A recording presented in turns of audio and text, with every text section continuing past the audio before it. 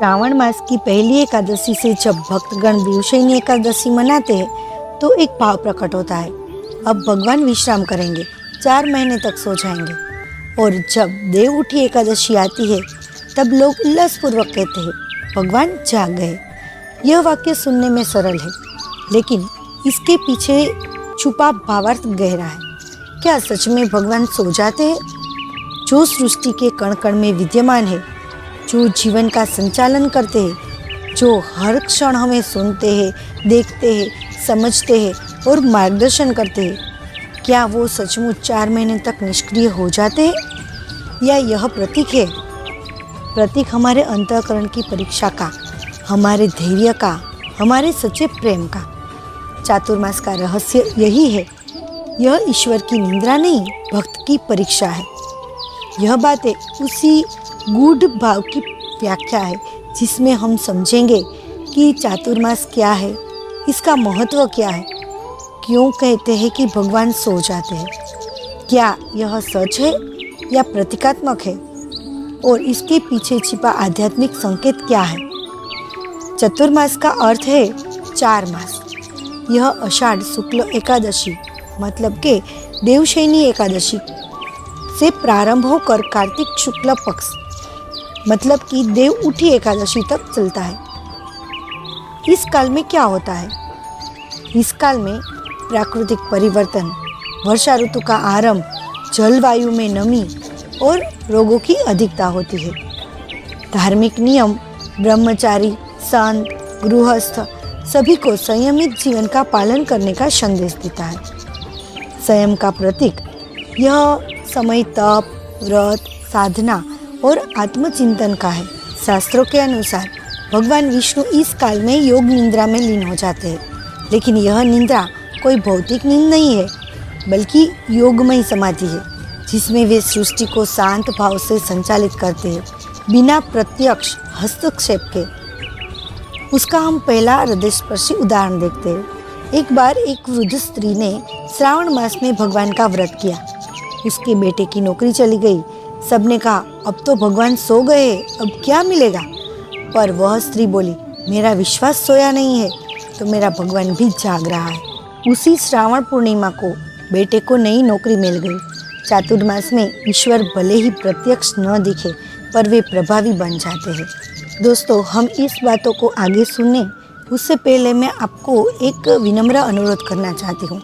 अगर आपके हृदय में भगवान के लिए थोड़ी सी भी आस्था है, अगर आपको यह बातें सच्ची, भावपूर्ण और जीवन में उपयोगी लगती है, तो चाहे आप इसे लाइक करें या ना करें, वह आपकी इच्छा है, लेकिन कृपया इसे दूसरों तक अवश्य पहुंचाइएगा, शेयर कीजिएगा, क्योंकि हो सकता है किसी एक व्यक्ति के जीवन में यह बातें प्रकाश की किरण बन जाए, उसके टूटते विश्वास को फिर से जोड़ दे या उसे जीवन में एक नई राह दिखा दे। ऐसी बातें सिर्फ शब्द नहीं होती, कभी कभी वो किसी की प्रार्थना का उत्तर होती है। और ऐसी ही जीवन में उपयोगी ज्ञान, कर्म और भक्ति की बातें सुनने के लिए चैनल को अगर सब्सक्राइब नहीं किया है तो सब्सक्राइब अवश्य कीजिएगा। ईश्वर की नींद एक प्रतीकात्मक संज्ञा है। वह सोना हमारे लिए एक संकेत है। जिसे माँ आंखें मूंद कर भी अपने बच्चे की आहट पहचानती है, वैसे ही भगवान हमारी हर भावना से जुड़ते हैं। योग निद्रा यह एक आध्यात्मिक स्थिति है, जिसमें भगवान सृष्टि के भीतर स्थिर होकर भी बाहर के क्रियात्मक कलापों से निर्लिप्त रहते हैं। यह समय है जब भगवान हमें कहते हैं, अब तुम अपनी जिम्मेदारी निभाओ, मैं तुम्हारी आत्मा में हूँ। एक भक्त हर दिन आरती में मंदिर जाता था। चतुर्मास में पंडित जी ने कहा, अब आरती मत करना, भगवान सो गए हैं। पर वह भक्त बोला, अगर भगवान भी सो गए हैं तो क्या मैं उनका लोरी गाकर जागरण नहीं कर सकता? वह 4 महीने रोज अकेले मंदिर जाकर आरती करता था। चातुर्मास हमें सिखाता है कि भक्ति बाहरी नहीं, भक्ति भीतरी भी होती है। गरुड़ पुराण में कहा गया है कि देवशयनी एकादशी को भगवान क्षीर सागर में शेषनाग की शैया पर योग निद्रा में लीन हो जाते हैं। इस समय यज्ञ, विवाह, गृह प्रवेश जैसे मांगलिक कार्य वर्जित माने गए हैं। स्कंद पुराण भी कहता है, चातुर्मास व्रत से ही जीव अपने पापों से मुक्त होता है और यह आत्मा को उच्चता की ओर ले जाता है। वेदों में भी संकेत दिए गए हैं।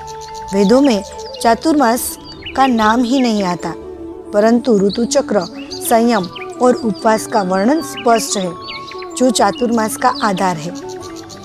एक किसान की बेटी ने संकल्प लिया, चातुर्मास में कोई झूठ नहीं बोलेगी। गांव के जमींदार ने लालच दिया, डराया, पर वो नहीं डगमगाई। कार्तिक माह में उसी जमींदार ने गांव के सामने सिर झुकाया और कहा, तुमने चातुर्मास में जो धर्म निभाया वह भगवान की सच्ची सेवा थी। ईश्वर की भक्ति, ईश्वर की जागृति हमारे चरित्र से होती है, हमारे वचन से नहीं। ईश्वर तो सदा जागृत रहते हैं। वे हमारे मन, वचन और कर्मों के माध्यम से सृष्टि का संचालन करते हैं। जब वे प्रतीकात्मक रूप से सो जाते तो वे हमें सिखाते हैं, यह समय है भीतर की ओर मुड़ने का, संकल्प और आत्मनियंत्रण का, प्रेम, संयम और सेवा का। भगवान हमें यह संदेश देते हैं, मैं 4 महीने तक तुम्हारे बाहरी जीवन से पीछे हटूंगा ताकि तुम अपने भीतर मुझे तलाश सको। चातुर्मास में विवाह, गृह प्रवेश, यज्ञादि कार्य वर्जित माने गए हैं, क्योंकि प्रकृति असंतुलित रहती है। रोगों की अधिकता, नमी, संक्रमण होता है, मानसिक चंचलता अधिक होती है।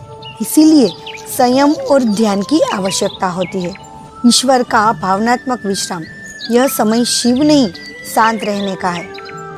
उसका उद्देश्य क्या है और महत्व क्या है, यह हम आगे देखते हैं। उसका उद्देश्य है आत्मशुद्धि, भक्ति का जागरण, प्रकृति के साथ संतुलन, साधना में प्रगति।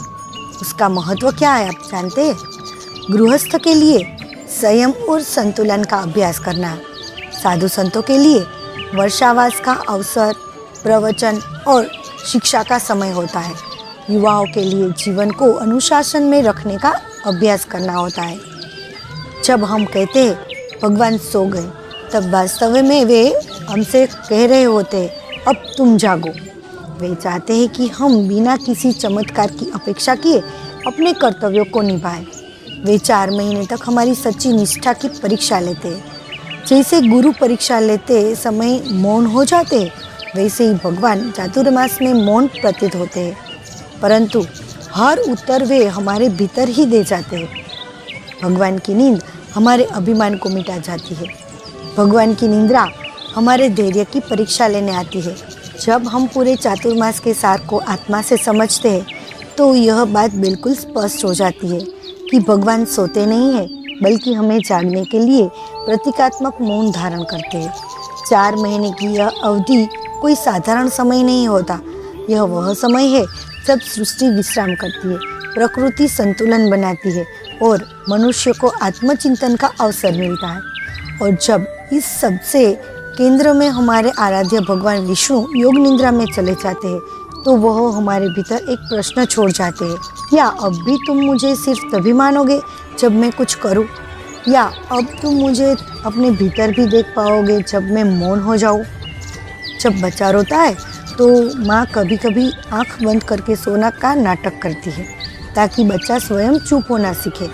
ठीक वैसे ही चातुर्मास में जब भगवान प्रतीकात्मक रूप से सोते हैं, तब वे चाहते हैं कि हम अपनी आत्मिक परिपक्वता से उससे मौन में भी उनकी परिस्थिति को अनुभव करें, उसकी उपस्थिति को अनुभव करें।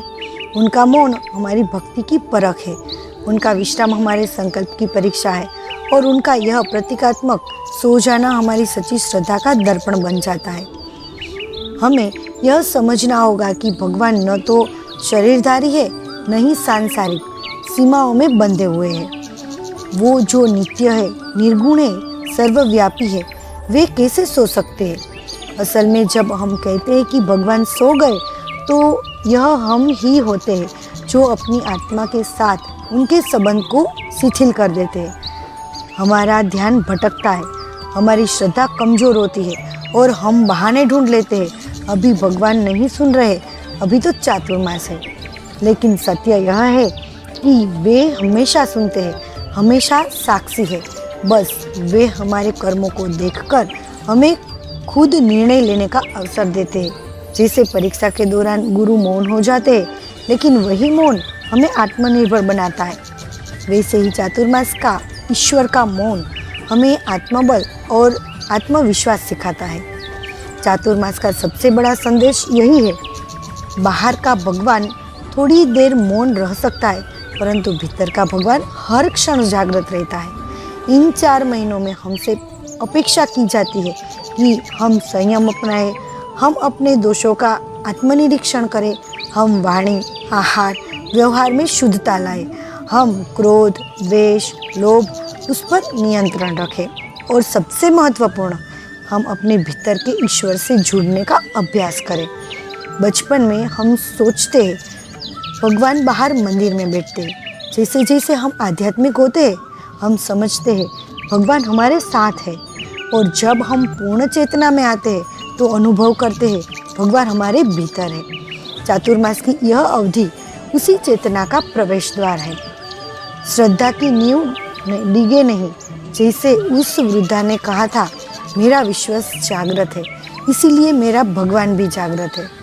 भक्ति रुकती नहीं है, जैसे वह भक्त अकेले मंदिर में आरती करता था, भगवान ने मौन को भी सेवा बना लिया। चरित्र ही सच्चा पूजन है, जैसे उस किसान की बेटी ने सत्य से डगमगाए बिना धर्म की रक्षा की। इन तीनों उदाहरणों में भगवान मौन थे, लेकिन परिणाम चमत्कारी निकले, क्योंकि भगवान सोते नहीं, वे भीतर से कार्य करते हैं।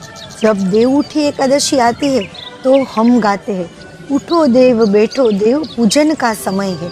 लेकिन सच्चे अर्थों में यह वाक्य हमें यह भी याद दिलाता है, तुम जागे हो या नहीं, क्योंकि चातुर्मास का उद्देश्य केवल भगवान को सुलाना और उठाना नहीं, बल्कि स्वयं को एक नया, जागृत, निर्मल और आध्यात्मिक व्यक्ति बनाना है। भगवान कभी नहीं सोते, उनके सोने का अर्थ है हमें स्वतंत्रता देना, हमारे संस्कारों की परीक्षा लेना। चातुर्मास में हमें भीतर झांकने का समय देता है। यह अवधि संयम, साधना, सेवा और सत्य की साधना का समय है। और अंत में जब देव उठी आती है, हमारे भीतर एक नया प्रभात होता है, एक नई चेतना जागती है। ईश्वर की योग निद्रा हमारी जागृति का नियंत्रण है। चातुर्मास वह सीढ़ी है जो हमें सांसारिक लिप्साओं से आत्मिक शांति तक ले जाती है। अब प्रश्न यह नहीं रह जाता है कि क्या भगवान सोते हैं, बल्कि सच्चा प्रश्न यह बन जाता है, क्या हम जागे हुए हैं? दोस्तों, अगर मेरी बातें आपके मन को छूती है, आपके जीवन में थोड़ी भी शांति, प्रेरणा या समझ लाती है, अगर आपको लगता है कि इन शब्दों में कोई ऐसा भाव है जो अंधेरों में एक दीपक की तरह रोशनी कर रहा है, तो कृपया इस चैनल को सब्सक्राइब जरूर करें और नोटिफिकेशन बेल को ऑन कर ले, ताकि जब भी मैं कोई नई प्रेरणादायक बातें लाऊं, वह सबसे पहले आप तक पहुंचे। साथ ही एक विनती है, इन विचारों को अपने दोस्तों, परिवार और प्रियजनों के साथ जरूर शेयर करिए। क्या पता आपकी एक शेयर किसी भटके हुए जीवन का रास्ता मिल जाए, किसी टूटे हुए मन को सांत्वना मिल जाए और किसी को अपने अस्तित्व का अर्थ समझ जाए। आपका स्नेह, आपका साथ ही इस यात्रा की सबसे बड़ी शक्ति है। यहाँ तक सुनने के लिए धन्यवाद। जय श्री कृष्ण। ओम नमो भगवते वासुदेवाय।